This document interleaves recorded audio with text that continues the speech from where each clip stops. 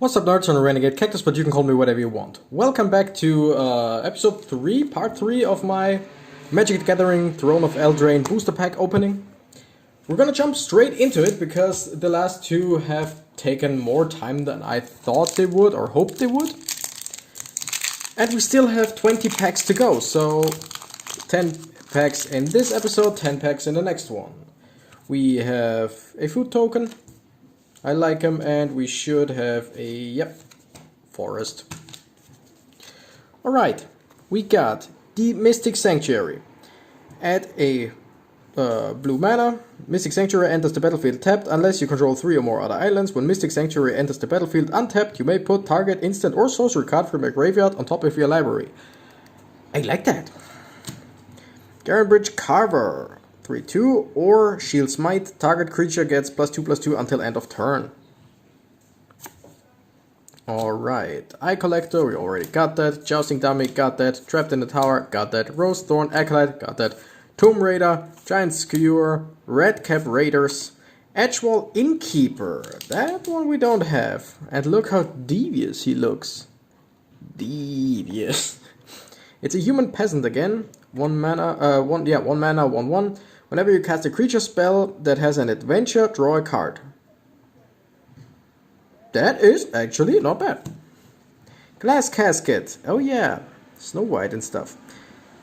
When Glass Casket enters the battlefield, exile target creature and opponent controls with converted mana cost 3 or less until Glass Casket leaves the battlefield. Interesting. Bog Naughty. And we got... okay, we're gonna start with this one. Skullknocker Ogre. Whenever Skullknocker Ogre deals damage to an opponent, that player discards a card at random. If the player does, they draw a card.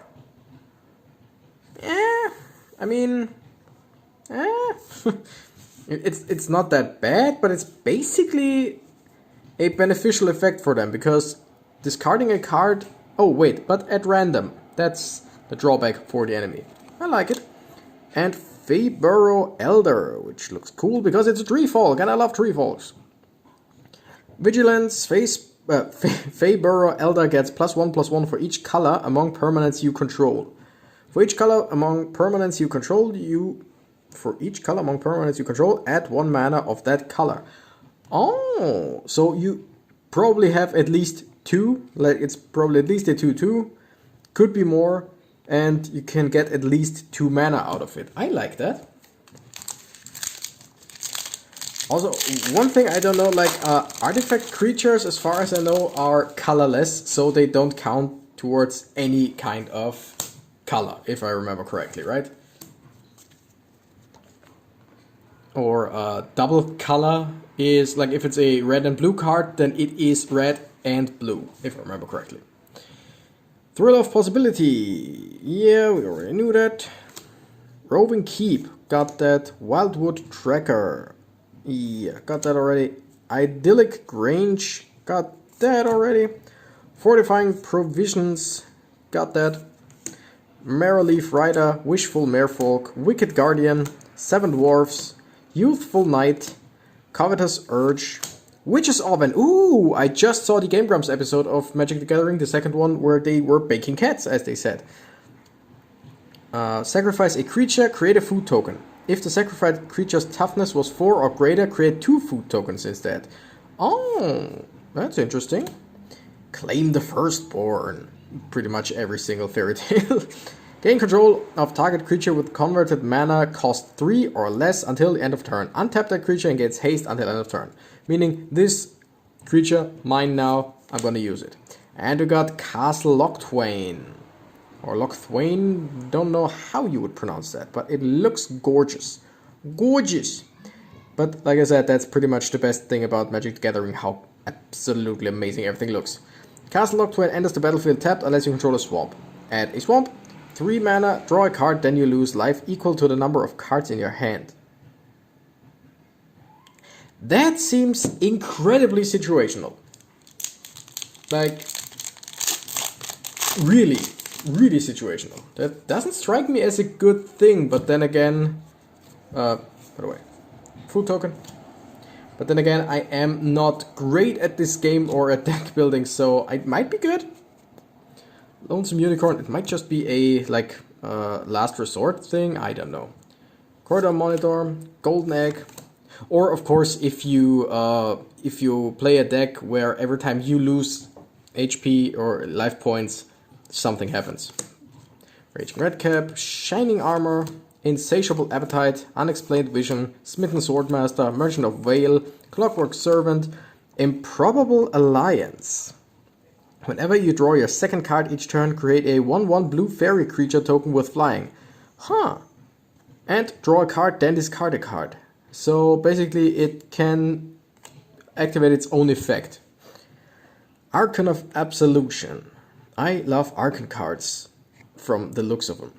Flying, protection from white, that's not bad. Creatures can't attack you or a planeswalker you control unless their controller pays 1 for each of those creatures. That's awesome. And Blacklands Paragon. Human Knight, Flash. When Blacklands Paragon enters the battlefield, target knight gains Death Touch and Lifelink until the end of turn. That's interesting. I'm not sure. Do I have that one already? These are the rare cards that we already opened. And it, like, rare and foil cards. No, I don't have that already. For some reason, like, the portrait looked familiar. But don't have it. Like it. Let's open up the next one. God, I love opening booster packs. So great. Food token. Mountain. Merfolk Secret Keeper.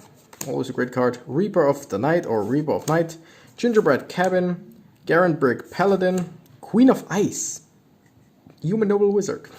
Whenever Queen of Ice deals combat damage to a creature, tap that creature. It doesn't untap during its controller's next untap step. Damn nice. And Rage of Winter, tap target creature, doesn't untap. Okay. That's pretty damn cool. Lost Legion. When Lost Legion enters the battlefield, scry 2. Scorching Dragonfire, Fortifying Provisions, Twin Whale Treefolk, Witch's Oven again, Frogify. Shepherd of the Flock. Not all heroes carry swords. Oh, that's cute. Once again, beautiful card, like absolutely beautiful. And return target permanent you control to its owner's hand. Not bad. We got the Ogre Errant, which we already had. And we got the Murderous Rider, which we already have in Void. But I don't mind. I don't mind getting cards double or triple or quadruple. Like these cards, with Pokemon, some of the more expensive cards I'll dwarf token. Some of the more expensive cards I'll try to sell every time, or most of the time. But with Magic, I don't intend on selling any of those. Like, absolutely not. These are part of my collection now. Prized Griffin, Festive Funeral, Merfolk Secret Keeper, Prophet of the Peak. I love the card art. Titus Lunter. So I've read that name a few times on the cards in this edition, and damn, is what, yeah, people are amazing. Crystal Slipper, Ardenvale Tactician, Wolf's Quarry, Mistford River Turtle, Reef Soul, destroy target creature with power 3 or less. Merchant of the Whale, Spinning Wheel. Add 1 mana of any color, awesome, and tap target creature, or tap target creature. That's awesome. Thunderous Snapper. It's a Turtle Hydra. Interesting. Whenever you cast a spell with converted mana 5 or greater, draw a card. I like that one. I absolutely like that one. Oakham Adversary and Wishclaw Talisman. When Wishclaw Talisman enters the battlefield with 3 wish counters on it. Remove a wish counter from Wishclaw Talisman. Search your library for a card, put it into your hand, then shuffle your library. An opponent gains control of Wishclaw Talisman. Activate this ability only during your turn. Oh, that is awesome. So basically, if you play a 1-on-1, you get 2 wishes while the opponent gains 1. Technically. If you play it like that, or if you use it the way it's intended to. I like that idea. I love the idea because the wish claws and all, and monkey paws and all, they do grant wishes, as they say, but every time with a price. Like, no wish ever comes true the way you want it. And that's a great way of using it. Knight and an island. Ooh, foiled island. Ooh, that's beautiful. Gonna put that on this, which means we have another regular island, land as well, basic land. Bloodhaze Wolverine, Knight of the Keep, Curious Pair, Roving Keep, Ardenvale Paladin, Garen Brick Squire, Steelgaze Griffin, Bake into Pie, Scorching Dragonfire, Foulmire Knight, 1/1 with Death Touch for 1 mana. That's awesome. Or you use it, you draw a card and lose 1 life. That's also pretty okay. Skullknocker Ogre, Sage of the Falls. Whenever Sage of the Falls or another non-human creature enters the battlefield under your control, you may draw a card. If you do, discard a card. Why do all merfolk do that? And ooh, the Circle of Loyalty. It's a Circle of Loyalty. This spell costs 1 less to cast for each knight you control. Creatures you control get +1/+1. Whenever you cast a legendary spell, create a 2/2 white creature token with Vigilance, and create a 2/2 white knight creature token with Vigilance. Awesome. Love it. Gotta check it out. Do I have some, like, once again, I feel like I've seen that before. Nope. Nope. I'm wrong. Well, whatever. Still, awesome card.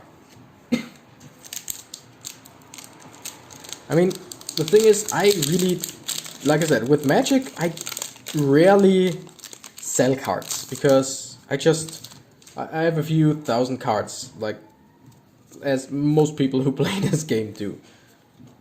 Ooh, emblem. I don't know what exactly that is, but probably there's a card that gives you this emblem, and then this happens.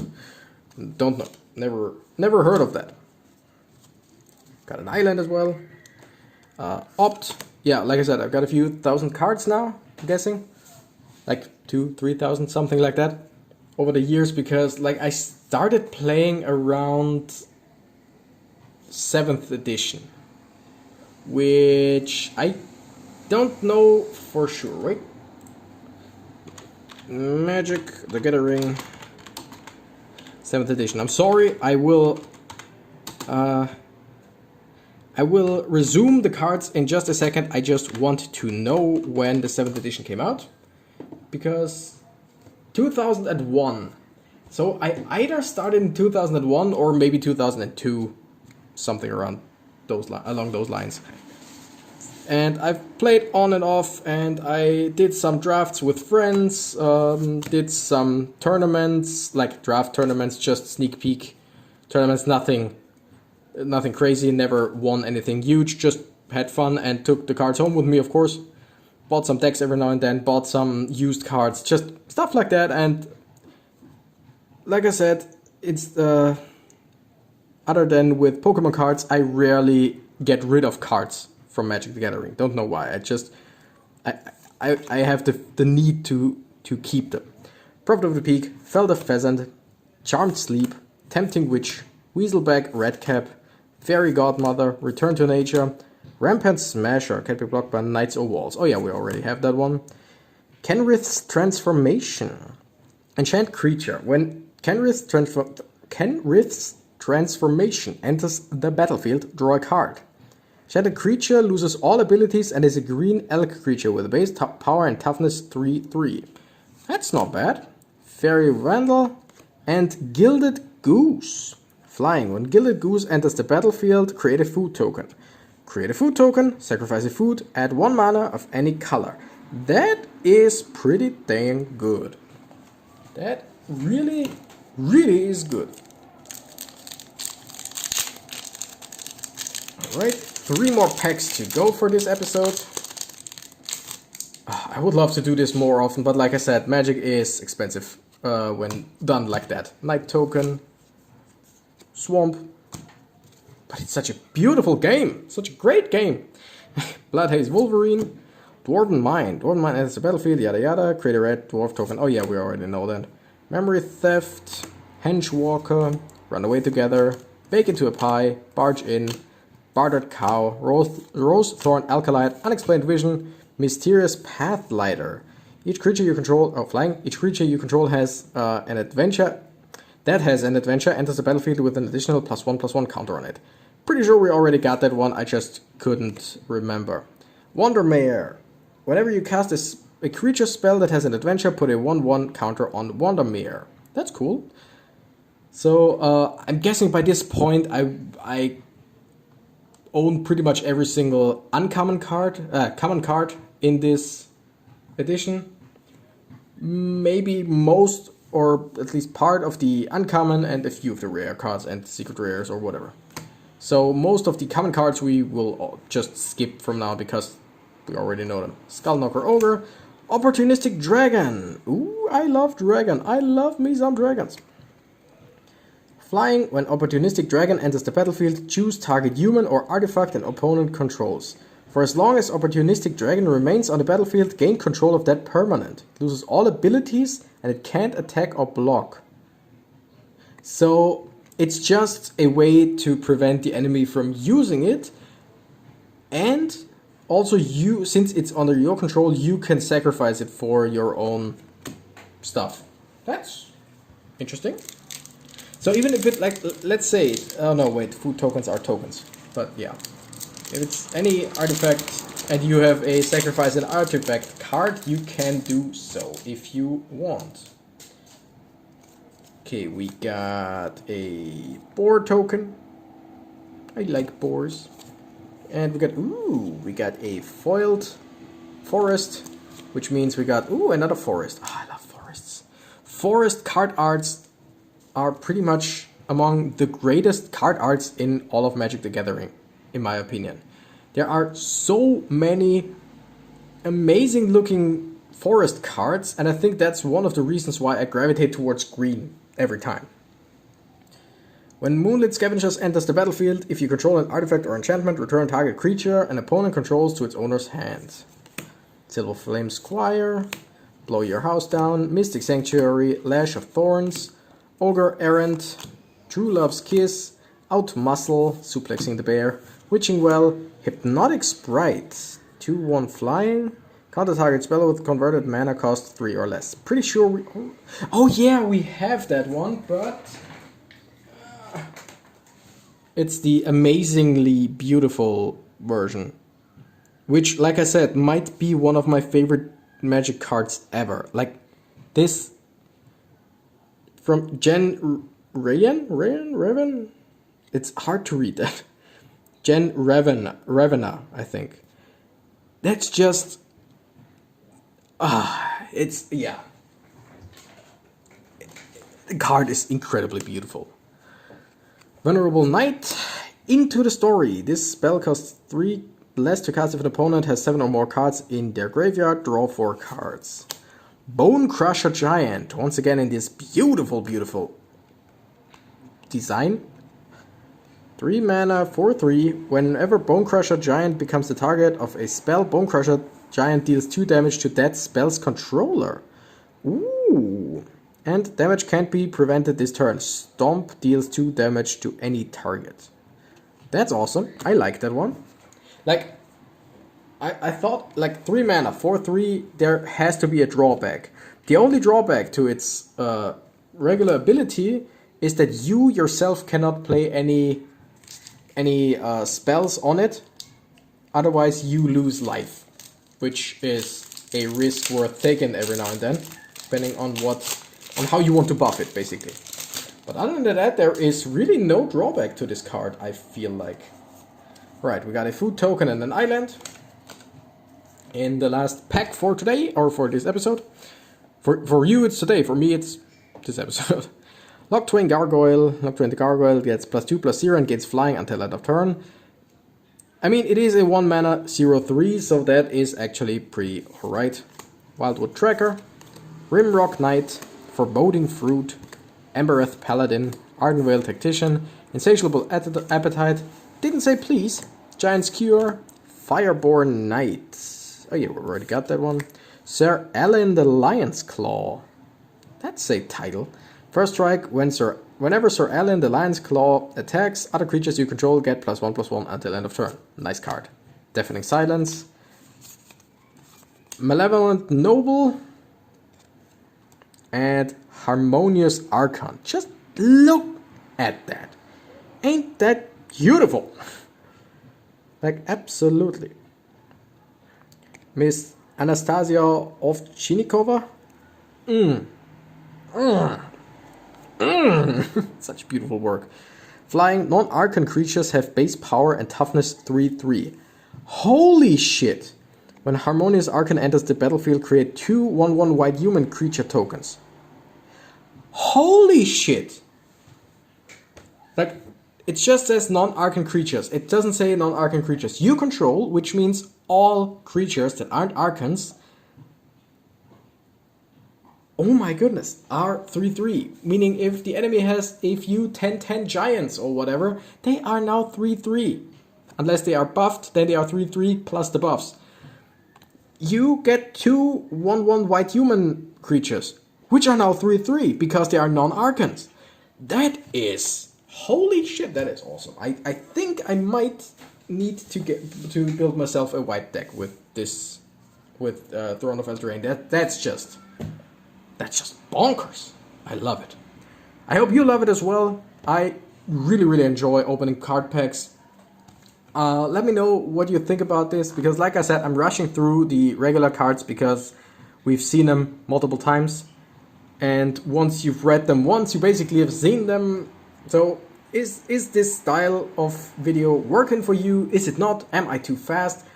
Just tell me your feedback in the comments. Anyway, there is one more video waiting for you.